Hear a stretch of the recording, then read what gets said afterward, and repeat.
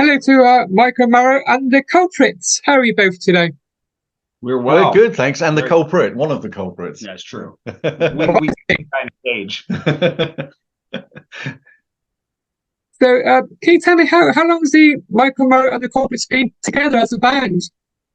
I started this band in 2013 as years of playing clubs and being in cover bands. I just had decided that it was really important to be out there for the right reasons, for me anyway. And that's to be write, record, and perform. So write songs, record them, and perform them. We do cover songs along with them, but that's always been the job. Steve came along 2018. 2018. And so he's been just like my right hand man. He's the band is only better now. I mean, we can do so much. And but yeah, we've been just getting after it. We just finished our fifth album and just released a few weeks ago. So I take you back now. So, tell me more about Blue Skies, the single that you released. Blue Skies, that was from 2017. That song, that's a great song. It's very basic. It's funny, when we were writing that album, or I should say when I was writing that album, we were short a song. And I remember I just would always, in the morning, I'd have my guitar there in case I got an idea before I got out the door. And I did, and instantly, and I just wrote this song super quick. Wasn't sure if it was a song or not. Matter of fact, the band recorded the song with no lyrics or melody in mind, and then didn't know what it was going to be. Seemed like a cool song, and then I wrote the lyrics in one day, like one setting. And I think as a lyricist, a lot of times musicians, I can't speak for everybody, but for me, a lot of times it's not always perfect. You're always striving for where you're happy with every word in the song. And in that case, that's probably my most favorite song in terms of the lyrics being, I like every turn of phrase in that song. So yeah, it's been a mainstay in the show ever since it's been in the set. So, can you tell me more about your 2020 EP? I'm with the band. I'm with the band. Well, that was Steve's introduction to the band. And we had gone from the previous album, we were a 4-piece, and we'd gone back to being a 3-piece. So that was kind of, this album was recorded right before the pandemic. And the reason why it's an EP is because of the pandemic, because everything shut down. But that album, I'm with the band, features some of the most quintessential songs. Cherry Blossoms are probably the biggest song that people know. Rambler, as Steve and I will say, is our favorite song on that album. So it's a great album. We were able to put that out on vinyl as well. I've been lied to many times, saying that vinyl outsells CDs, and I'm waiting for that to show up in the books because we're in the red on that. But it's a great album to put on. Very fulfilling for me, and I don't know really what more to say about it. Well, there's one. I mean, we opened the show for the last 18 months, I guess, with a song off there called Wayside. We've only just changed the opener actually since we've released the new album 2 weeks ago. Yeah, but we always open with Wayside, and Wayside was the opener. Yeah. So yeah, I mean, it's chock full of really good stuff. Even some of the stuff we don't play live, really great to listen to. So it's nice to revisit that album. So, can you tell me more about the 2021 single called Grin? Which one was that? Sorry, which one? Oh, 2021 Grin. Oh, Gimme. Gimme. Oh, so Gimme was actually, it's an old song from 2013 that was remastered for the I'm with the Band vinyl. So when we did I'm with the Band, it was an EP, as you previously stated. And but for vinyl, we needed one more song. Well, actually, we need two more songs. So Blue Skies is on that album, and Gimme is on the album to lengthen the sides out. So it's a power packed album. So, tell me more about Around the Sun. So this latest album we just released was a long process. It took us a long time to get this album done from scheduling standpoints. And the first two songs we recorded were Rise and Around the Sun. And we were just really taken with Around the Sun. The production of it has so much more depth in terms of what we're doing. And it's a beautiful song. So we wanted to get the song out there. So we released it as a single prior to the new album coming out. And I would tell a little story about the song. I was reading, you know how you can go down a rabbit hole on YouTube very easily, and I was reading about a sun that was circling a black hole, and just that this sun was done for, and that so many people look for the sun, at least in this universe, for light and sustenance and everything, that we are. And I liken that to a mother to a child, that the child looks to the mother as everything in its world, and she could be circling a black hole, and that child would never know that. And so that's kind of the metaphor for Around the Sun. But your current release is called Goodnight Irene. Yes, that's a brand new release. It's a little bit different song for us, as it's kind of an acoustic jam or jamboree. I mean, it's not so much a jam, but it's, I don't know how it's called. Someone called Americana. It has a Beatles influence to it. It's a 2.5 minutes of fun in a sleeping bag. I don't know what to say, but it's it's one of those songs where we recorded it and it's like, man, this sounds like it should be on the radio. So that is going to be the latest release, and we look forward to playing it when we get to the UK. So can you tell me more about your new album that released on the 30th of September called Greater Than Gravity? Greater Than Gravity. So that is the new album, and it's the most diverse. We have anything from keys on it to violins. Well, violin. Trombone. We have a trombone on triangle. it, a triangle. There's a shovel in the snow. Yeah, we were. Yeah. I mean, it's got a lot going on. So a lot of people. It's funny because we do a lot of different shows with different bands. So if we play with a metal band, let's say we do a show with a heavy metal band, they look at us like, well, who are these country guys? And we're not country. We play with a blues band. We do a showcase with a blues band, and they're like, who are these metal guys that we're playing with?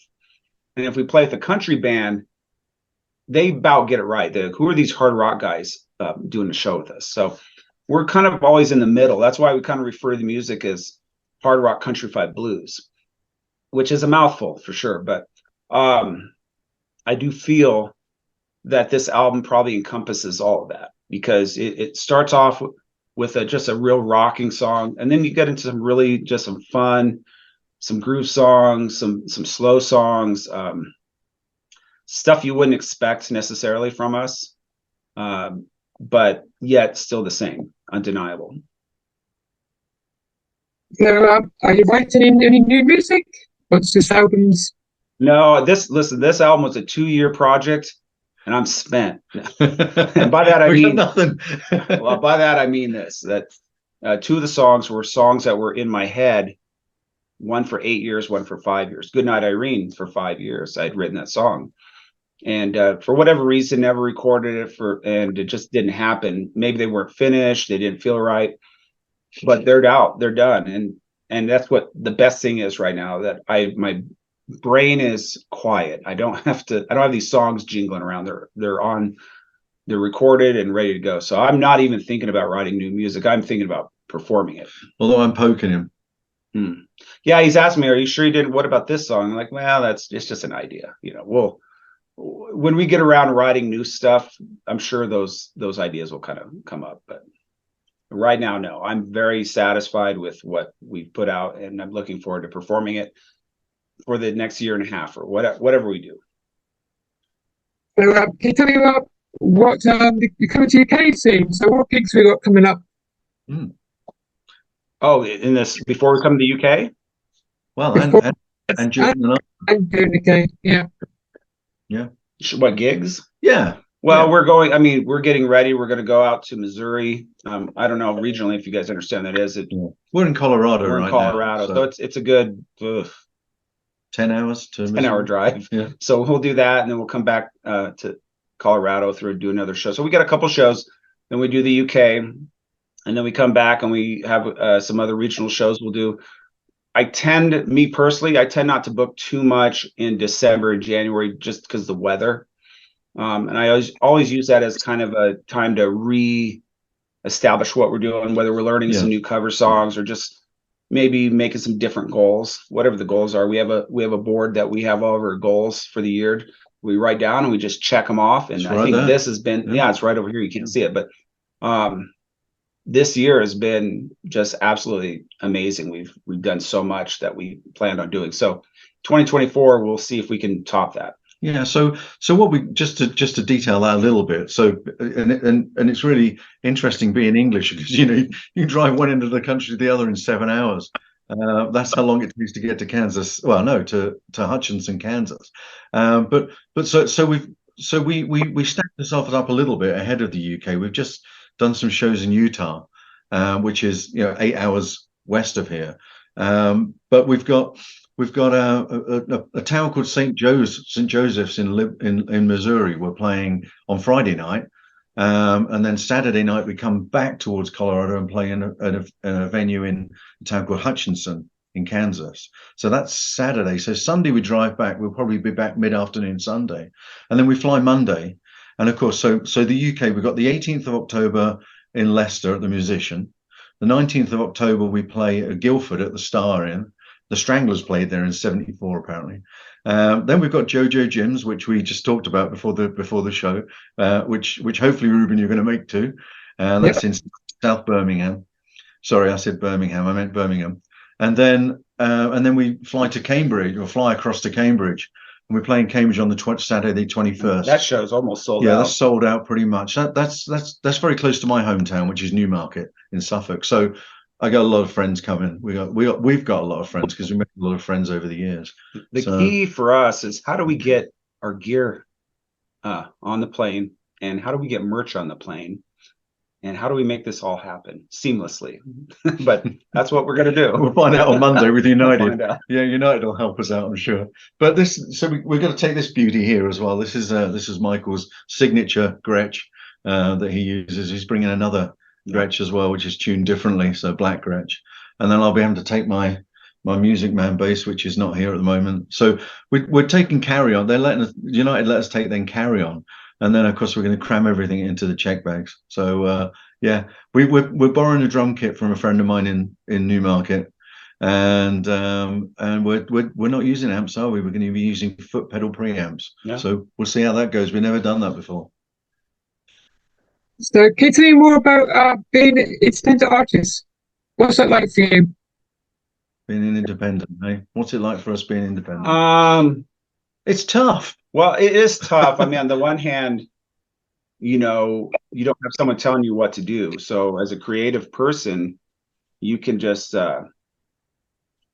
whatever you think. I mean, being able to produce my own album was, key. So that's great, right? You can do, if you feel like it's the right thing, that's great.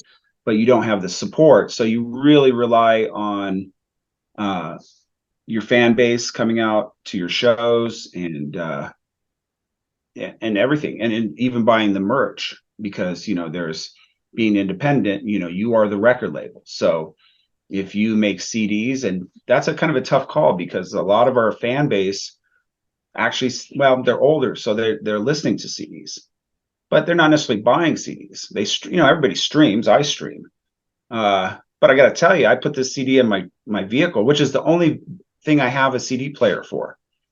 So I get it. It's a little frustrating to try to sell CDs, but if you have a CD player, man, that thing sounds amazing. It does sound good, because it has a wider wave file than anything you would stream. So it is quite amazing to listen to on CD. And then we are getting vinyl made up of the new album. That'll be our third album on vinyl, and that's just maybe selfish on our part, because we want to leave a legacy when we're dead, right? So. Yeah, just get a needle and a crank. If the power goes out and we all go back to caveman times, they can still put that record on, and you phonograph, and maybe, I don't know. But so and then everybody says that vinyls also sells more than CDs. I don't know about that, but we do have it available. And that's actually my favorite thing when we do a show, when someone's like, oh my God, you have vinyl, and they buy a vinyl. And that's really meaningful to me, because that's old school, that you pick up the vinyl, you open it up if it's a gatefold, and you're reading the liner notes, you're reading the lyrics. It's a very personal experience to the music, way more than streaming. Art, isn't it? It is a piece of art. Yeah. It's as a lyricist, to me, it's a story. So you're reading this book and you're getting these stories all in that format. So for me personally, that is the most gratifying, is when someone buys a vinyl or a CD if they don't have a vinyl player. Although you can pick up a little portable record player pretty cheaply these days. But anyway, that's part of being a independent artist, is just you make your own path. I mean, you could say, okay, well, the record labels aren't there anymore, so it's horrible for these bands.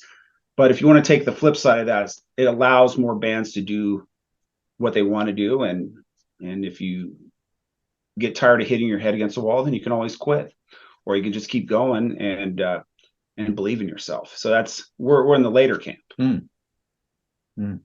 We are. Thank you for letting me chat to you today. Can you tell me, my listeners, where can I find you on social media? Well, we're on Facebook. So if you type in Michael Morrow, it's a Scottish name, Morrow, and the Culprits, you'll find us on Facebook. Morrow, MMORROW.com. That is our website. And we're on Instagram. I'll admit I'm really bad at it. We're pretty old. We're too old for it. We're really old for TikTok.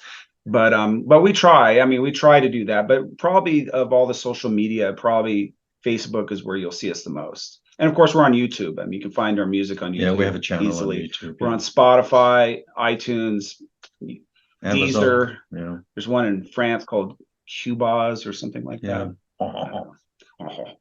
So. Thank you for chatting with me today. Thanks so much. We look forward to meeting you. Yeah, we'll see you in Birmingham. Yeah, I'll be there. Take care. Goodbye. Bye. Bye-bye.